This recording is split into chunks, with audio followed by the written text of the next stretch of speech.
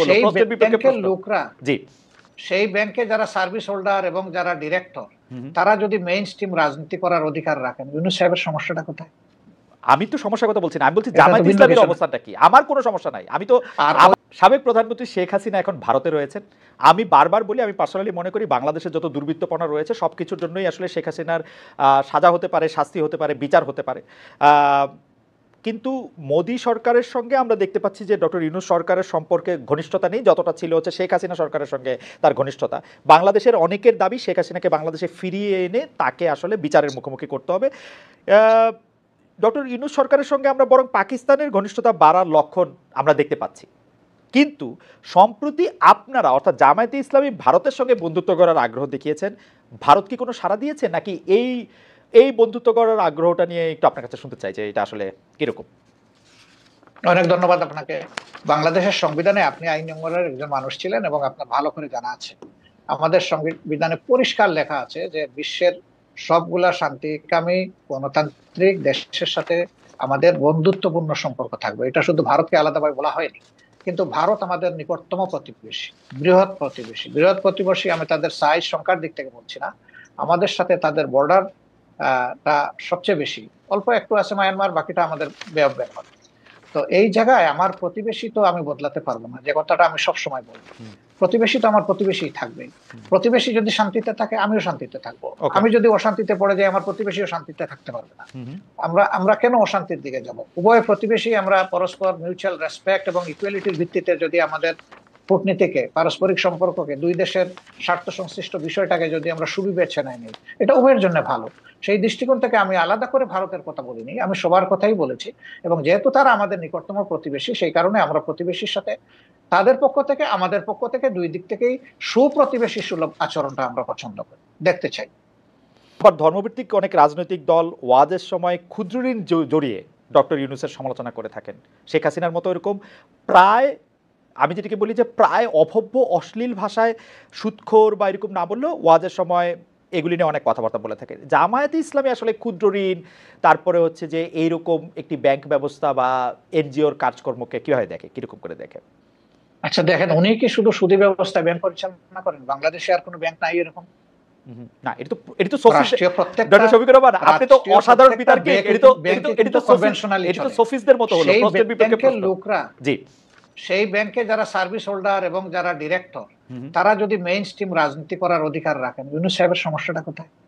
আমি তো সমস্যার কথা বলছি না, আমি বলছি জামায়াত ইসলামীর অবস্থানটা কি। আমার কোনো সমস্যা নাই, আমি তো আমার সবচেয়ে পছন্দের লোক ডক্টর মোহাম্মদ ইউনূস। আমরা আসলে যে কোনো ধরনের ফতোয়াবাজির পক্ষে আমরা না। হ্যাঁ, মানুষ ভুল করবে, আপনি তার পজিটিভ ক্রিটিসিজম করেন, তাকে সংশোধন করার চেষ্টা করেন, তাকে ভালোভাবে বলেন, আপনি যে ফিলিংসটা আপনি ক্যারি করেন সেই ফিলিংসটা তাকে পার্সু করেন। কিন্তু তাই বলে আপনি তির্যক ভাষায় তাকে কিছু বলবেন, এটা তো আসলে মানায় না। আচ্ছা আচ্ছা, একটি গ্রহণযোগ্য নির্বাচন অন্তর্বর্তী সরকারে করতে হবে। একটি জনপ্রিয় প্রশ্ন এরকম যে আপনারা আওয়ামী লীগকে নির্বাচনে অংশ নিতে দেওয়ার পক্ষে নাকি বিপক্ষে? আওয়ামী লীগ আপনাদের কোনো রাজনৈতিক স্পেস না নিলেও আপনি আওয়ামী লীগের নাম উল্লেখ না করে কোনো ধরনের জুলুম না করার কথা ঘোষণা দিয়েছেন। অনেকে বলেছেন যে এই ঘোষণা না দেওয়ার কে আপনি, এই প্রসঙ্গে যদি আপনি বলেন। না, এই ঘোষণা দেওয়ার কে প্রশ্ন করেছে? জি, আসলে আমি আওয়ামী লীগের নাম নেই নাই, আর আওয়ামী লীগকেও আমি ইন্ডিকেট করি। শুধু আওয়ামী লীগ আমাদের উপরে জুলুম করে নাই, আরো অনেক পক্ষ আমাদের উপরে জুলুম করেছে। দল হিসাবে আমাদের উপরে যে জুলুমটা করা হয়েছে, যেমন ধরেন আমাদের নিবন্ধন কেড়ে নেওয়া হয়েছে, আমাদের প্রতীক কেড়ে নেওয়া হয়েছে, আমাদের অফিসগুলা সিলগালা করা হয়েছে, আমাদের শেষ পর্যন্ত তারা দিশাহারা হয়ে আমাদেরকে নিষিদ্ধ ঘোষণা করেছে। এই যে কাজগুলা দলের উপরে যে জুলুম করেছে, আমরা বলছি যে এটা প্রতিশোধ আমরা নেব। কারণ প্রতিহিংসার জন্ম নেই, আর প্রতিশোধ যখনই নিতে যাব তখন আইন হাতে তুলে নেওয়া হয়। আমরা আইন হাতে তোলার নেওয়ার ব্যাপারে আমরা বিশ্বাসী না। কিন্তু সাথে সাথে এই কথাটা আমরা বলেছি যে ভিকটিম এবং ভিকটিম ফ্যামিলি যদি আইনের আশ্রয় নেয়, এটা তাদের রাইট, ন্যায় বিচার পাওয়া, তাহলে আমরা তাদেরকে সর্বাত্মক সহযোগিতা করবো। আমরা স্ট্যান্ড থেকে সরিনি, আমাদের স্ট্যান্ড আছে। এখানে আওয়ামী লীগের নামও নেওয়া হয়নি, আওয়ামী লীগকে ইন্ডিকেটও করা হয়নি। এটা ছিল একটা সামগ্রিক বক্তব্য। আমার এই বক্তব্যটাকে টুইস্ট করা হয়েছে যে জামাতের আমির আওয়ামী লীগকে ক্ষমা করে দিয়েছেন এবং সাধারণ ক্ষমা ঘোষণা করেছেন। প্রথমটা তো নাই, দ্বিতীয়টা করার আমি কে? একটা রাষ্ট্রের সাধারণ ঘোষণা করার একমাত্র ব্যক্তি হচ্ছেন রাষ্ট্রপ্রধান, যিনি অর্থাৎ প্রেসিডেন্ট। তিনি ছাড়া প্রধানমন্ত্রী এটা পারে না, আর কেউই পারে না। আমি কে এটা করার? আমার তো কোনো অধিকার নাই। বরঞ্চ আমরা বারবার বলে আসছি যে যাদের উপরে জুলুম হয়েছে, যারা ক্ষতিগ্রস্ত হয়েছে, নিহত আহত গুম হয়েছে, তার সম্পদ হারা হয়েছে, চাকরি হারা হয়েছে, তারা অবশ্যই মামলা করবে এবং তাদেরকে আমরা সঙ্গত সহযোগিতা করব। এটি অবশ্য আমাদের একটি প্রশ্ন, কারণ হচ্ছে যে পত্রপত্রিকা যেটি ছাপা হলো আওয়ামী লীগকে ক্ষমা করে দেওয়ার ঘোষণা জামায়াতের আমিরের, অনেকেই বলেছেন যে আপনি হয়তো খোলা মনে সাদা মনে সেই ক্ষমাটি ঘোষণা করতেই চেয়েছেন, কিন্তু পরে যখন আপনার দলের লোকেরা বা আপনি ফিরে গিয়ে চাপের মুখে সেটি আবার একটু বক্তব্য অন্যরকম করছেন, বিষয়টি কি ঠিক? মোটেই না, আমি মোটেই না। আমার বক্তব্য টুইস্ট করা হয়েছিল, সেটাকে আমি ক্লিয়ার করেছি। কোনো চাপও ছিল না আমার উপরে, এবং আমি এখানে কোনো হীনমন্যতায় ভুগিনি। আমি যা ভালো মনে করেছি খোলা মনে সেটি বলেছি। আচ্ছা, আরেকটি প্রশ্ন আসতে চাই, সেটা হচ্ছে বৈষম্য বিরোধী যে ছাত্র আন্দোলনের যে রাজনৈতিক প্ল্যাটফর্ম, সেটি নিয়ে আমি সরি একটু আপনাকে ইন্টারাপ্ট করব। জি আপনি বলেছিলেন যে আওয়ামী লীগ নির্বাচনে আসুক, তারা রাজনীতি করুক, এটা আমি চাই। জি আগে আওয়ামী লীগকে ডিসিশন নিতে হবে তারা আসলেই রাজনীতি করবে কিনা, তারা আসলেই রাজনীতি চায় কিনা। কারণ তারা যখনই ক্ষমতায় গিয়েছে তখন তো তারা রাজনীতির বাইরে চলে গেছে।